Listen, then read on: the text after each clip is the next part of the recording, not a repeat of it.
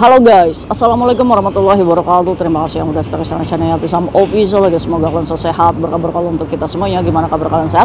Alhamdulillahirobbilalamin. Kasam waras masyarakat sambil yang lagi sakit Allah saatkan. Teman kasam yang berjuang untuk memajikan tentunya diberikan kekuatan sampai finish. Teman kasam yang bahagia juga tentunya jangan lupa bersyukur. Kalian lagi pada ngapain cuy? Kaisam lagi ngoceh di sini ya. Karena Kaisam pengen membahas ini peristiwa cuy, karena ini juga banyak ya yang terjadi di teman-teman kita gitu kan, pulang cuti nggak balik lagi ke sini gitu kan. Nah ini dampaknya gimana? Kalian harusnya kalau misalkan kalian mau pulang ya cuti nggak balik lagi ke sini, Kaisam sarankan lebih baik pemutusan kontrak ya cuy ya. Walaupun kalian harus mengecewakan majikan, sayangnya tindakan pengecut seperti ini teman-teman kita itu takut untuk mengecewakan majikan atau dipersulit ya kan. Sebenarnya pemutusan kontrak itu sama sekali tidak sulit cuy ya kan, karena aturan yang memutuskan kontrak itu boleh dari majikan atau kitanya itu sendiri, itu di ACC oleh imigrasi selama tanda tangan dan data yang kamu berikan ke imigrasi itu benar ya. Kamu nitip surat notis dikirimkan oleh teman kamu juga sah kalau selama tanda tangan yang masuk ke imigrasi itu adalah tanda tangan kamu gitu. Jadi nggak ada yang sulit dalam pemutusan kontrak ya kan. Yang sulit itu kita belum tahu caranya, benar nggak? Selalu berlandas agensinya nggak mau bantu, agensinya nggak mau bantu. Kita mandiri untuk pemutusan kontrak aja udah bisa coy. Nah oke, kita bahas ini ya bareng-bareng. Ini sebagai pembelajaran kita juga, sebagai supaya kita juga jangan jadi pengecut lah seperti ini ya cuy ya. Jadi si pekerja migran, bukan, ini majikan ya, cerita di media sosial Facebook, dimana diangkat beritanya oleh berita lokal cuy, dimana si majikan ini mengeluhkan, saya itu kurang apa sama domestic helper saya katanya. Saya menganggap dia itu family, saya menganggap dia itu keluarga, tapi begitunya dia mengecewakan saya, padahal tiket pesawat kami yang membelikan bolak-balik ke Hong Kong katanya. Dan itu merupakan pemborosan ya, dimana tiket untuk kembali ke Hong Kongnya ini kan tidak digunakan karena dia ini nggak akan balik gitu ke Hong Kong. Jadi si majikan ini cuy mengizinkan si cecenya ini saat 1 tahun belum kerjanya 1 tahun, si cecenya ini beralasan kepada majikan boleh nggak saya cuti dulu untuk pulang. Alhamdulillahnya ini bukan pekerja migran Indonesia tapi dari Filipina cuy. Jadi majikannya ini cecenya ngomong, bos saya mau pulang dulu ke Filipina, boleh nggak? Ada saudara saya atau orang tua saya ya di situ, dia bilangnya sanak saudara yang sedang sekarat cuy, sakit ya kan. Tipikal majikan ini tuh sering iba gitu cuy. Iya ya, kasihan ya. Ya udah deh, kasih kepercayaan, dikasihlah cuti cuy 2 minggu nih sama majikannya, dibelikan tiket bolak-balik sama majikannya. Akhirnya dia ini pulanglah ke Filipina. Setelah jadwalnya dia itu pulang ke Hong Kong, ternyata dia tidak bisa dihubungi cuy. Lalu majikannya ini kecewa dan dia ingat bahwa dia itu punya saudara yang jadi agensi di sini cuy. Ya kan? Akhirnya dia datanglah tuh ke saudaranya yang memproseskan dia cuy. Saat itu si agensi itu bisa menghubungi pihak keluarganya dan dinyatakan bahwa si domestic helper ini tidak kembali ke Hong Kong lagi. Sehingga si keluarganya ini yang jadi agent ini ngomong sama majikannya, kamu jangan berharap lagi, dia nggak akan balik lagi ke sini. Nah dari kekecewaan itu majikan ini merasa dirugikan ya cuy ya. Dia ini sedih hatinya. Nah bagaimana dia ini untuk mengungkapkan kekecewaannya terhadap domestic helper ini, sehingga dia membuat status atau update status di media sosial yang ini mengundang pro kontra ya cuy ya oleh majikan-majikan yang lain.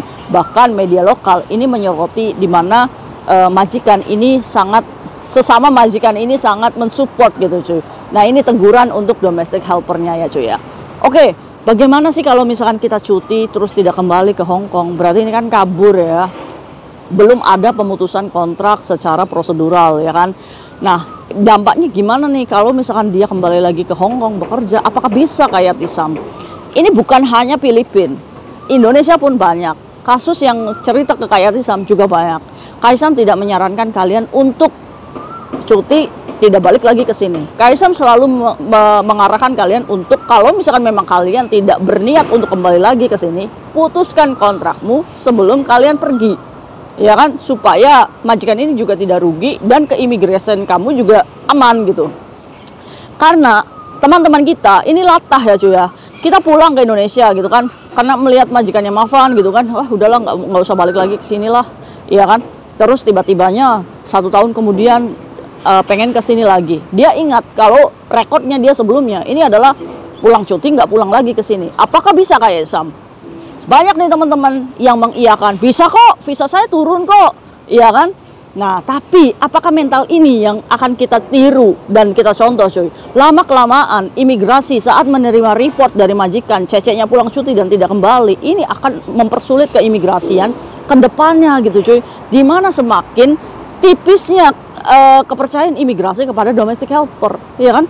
Mau sampai kapan kita memberikan citra yang buruk gitu kepada imigrasi? Ingat loh, memberikan pernyataan palsu atau memberikan alasan palsu ke imigrasi itu adalah melanggar hukum, di mana sel prodeonya itu 14 tahun, cuy, dan fatjin 150.000 Hongkong dolar. Jadi buat kalian, ini KSM hanya memberi saran. Kalau kalian memutuskan kontrak tapi kalian pengen mencari majikan lagi, lebih baik tulis alasan benarnya di kertas selembar lainnya.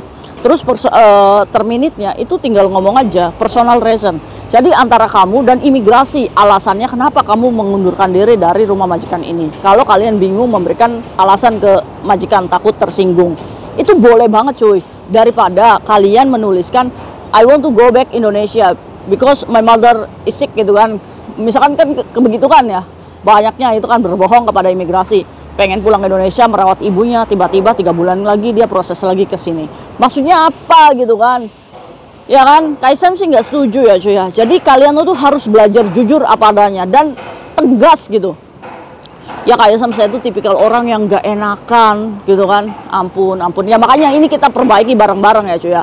Ingat, cuy, perasaan kita sama majikan ini hanya sebatas kontrak kerja. Jadi jangan terlalu baper, jangan terlalu membawa perasaan kamu.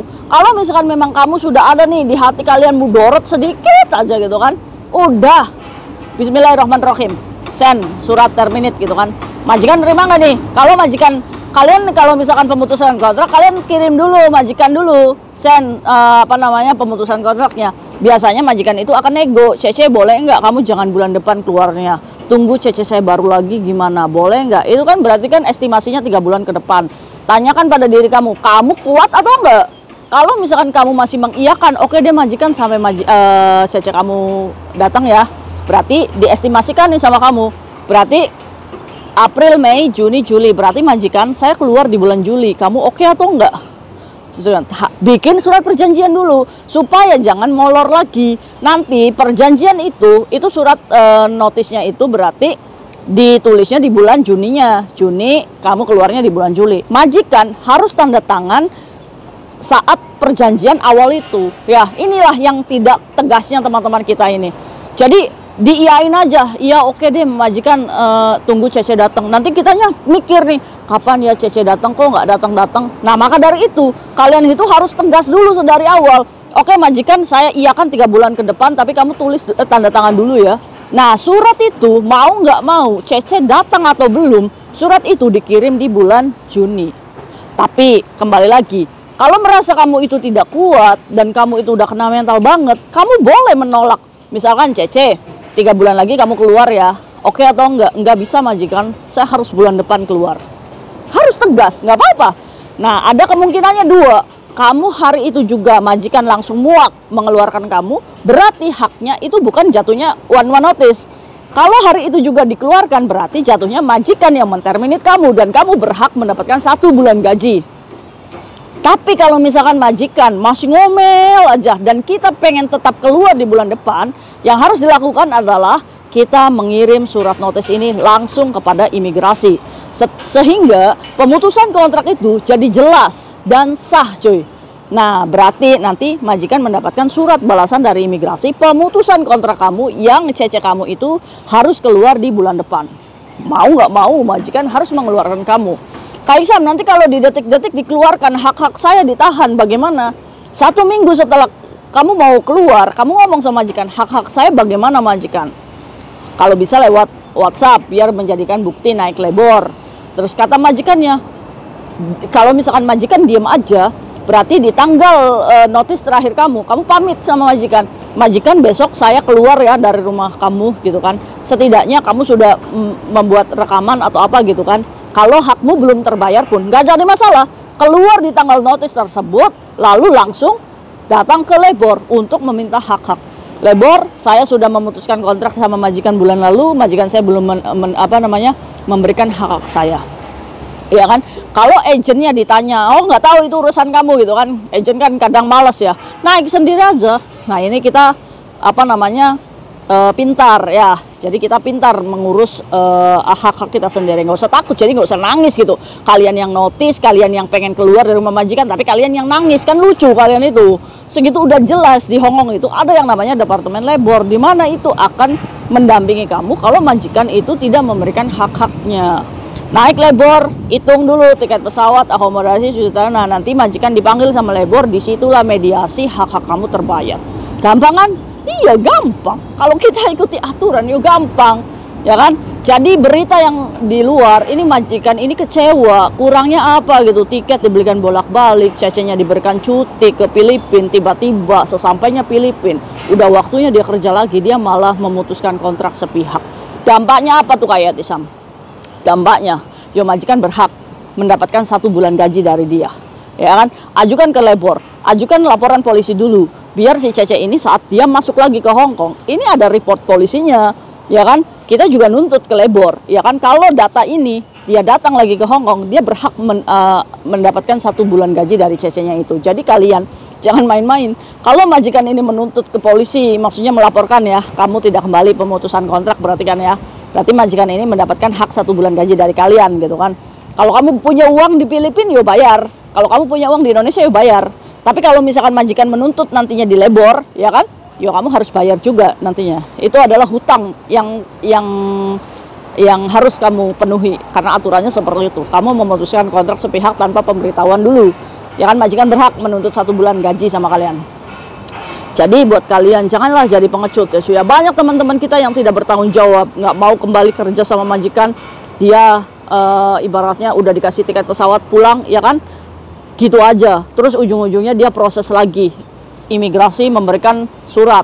Kenapa dulu kamu tidak finish kontrak? Ya kita berbohong sama imigrasi, dikarenakan banyak alasan di Indonesia yang ibunya sakit ini sehingga saya tidak bisa kembali lagi. Itu kan menurut Kaisam itu berbohong ya cuy ya. Nah mulai sekarang ayo perbaiki cuy. Buat kalian nih yang udah nggak mau, jangan seolah-olah izin cuti kalian kabur gitu. Pikirkan juga dong majikan kalian gitu. Dia kerja banting tulang setidaknya juga untuk membelikan tiket pesawat kamu gitu kan. Ya. Nah buat kitanya juga hati-hati nih. Kalau tiba-tiba majikan kita nyuruh cuti, Cece kamu cuti ya. Hati-hati tuh, jangan sampai kita diputus kontrak sepihak. Kalau semuanya dibelikan sama majikan, kamu wajib meminta tiket bolak-balik. Oke deh majikan, saya pulang, nggak apa-apa cuti, tapi kamu belikan bolak-balik ya. Kalau satu jalan saya nggak mau. Ini mengantisipasi supaya kita jangan diputus kontrak di Indonesia. Nah itu juga kita tuh harus pintar coy, ya kan. Nah tibanya Kak Itsam, kalau sesampainya Indonesia saya diputus kontrak mendadak, yuk kita balik loh dengan tiket yang ada. Kita tuntut hak-hak kita dulu. Kita ngomong sama imigrasi, saya mau mendapatkan hak-hak saya dulu. Nanti dikasih masuk sama imigrasi untuk untuk mendapatkan hak-hak kamu dulu gitu cuy. Oke? Nah itu mungkin sharing Kaisam, dan kalian juga bisa cari majikan lagi gitu di sini. Oke? Nah itu ya, kita tuh jangan on gitu, jangan bodoh, mau dibodoh-bodohin. Ada kalanya majikan yang baik, ada kalanya cece-nya juga yang nggak baik ya cuy ya. Nah itu. Nah mungkin itu sharing yang Kaisam bisa sharing ke kalian ya. Kira-kira ngaku nggak nih siapa yang kesini lagi saat dulu kalian kabur dari rumah majikan. Nah kalau misalkan ada nih pertanyaannya, Kaisam saya kabur ke Makau, terus bisa nggak kita holiday ke Hong Kong? Ya bisa aja. Kalau misalkan majikan nggak ngelaporin ke polisi. Kalau ngelaporin ke polisi, yuk kalian akan ditahan dulu sama polisi. Ditanya dulu, kenapa kamu dulu kayak gini, atau dituduh-tuduh mencuri, ya kan harus selesaikan dulu laporan-laporan majikan itu. Kalau kamu mengambil resiko ya silakan holiday ke Hong Kong. Tapi kalau enggak, yuk janganlah, ngapain kamu kesini-sini, kamu aja udah nggak mau kamu aja udah kabur dari Hong Kong, ngapain holiday ke Hong Kong? Mungkin itu sharing Kaisam hari ini, semoga bermanfaat untuk kita semuanya. See you next video, bye bye. Assalamualaikum warahmatullahi wabarakatuh. Bye.